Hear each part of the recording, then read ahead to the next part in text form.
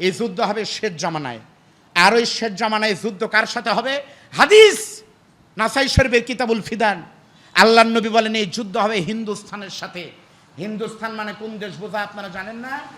ভারতের সাথে এই যুদ্ধ হবে।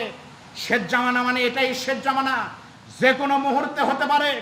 রাশিয়া ইউক্রেনের যুদ্ধে আমরা মানে প্রকম্পিত নয়, আমরা শঙ্কিত আছি। আর একটা মুস্কানের গা থেকে বোরকা যদি খোলা হয়, আর তাই দেখে বাংলাদেশের বামরাম নাস্তিকরা যদি এই বাংলাদেশও কোনো আলেমের গা থেকে জুব্বা, কোনো মেয়ের গা থেকে বোরকা খুলতে যায়, আর এই যুদ্ধের ডাক যদি কাবা শরীফের ইমাম আল্লামা আব্দুর রহমান সুদাইসি ডাক দেয়, তারাবি নামাজ নয়, মাথার পাগড়ি মাথায় বেঁধে বক্তিয়ারের ঘোড়ায় চড়ে তিতুমিরের বাঁশ দিয়ে পিটিয়ে বামরামদেরকে বাংলা ছাড়া ভারত ছাড়া করে বুকের তাজা রক্ত দিয়ে শাহাদাতের পেয়ালা পান করতে কারা কারা রাজি আছেন? দুই হাত তুলে আল্লাহকে দেখেন।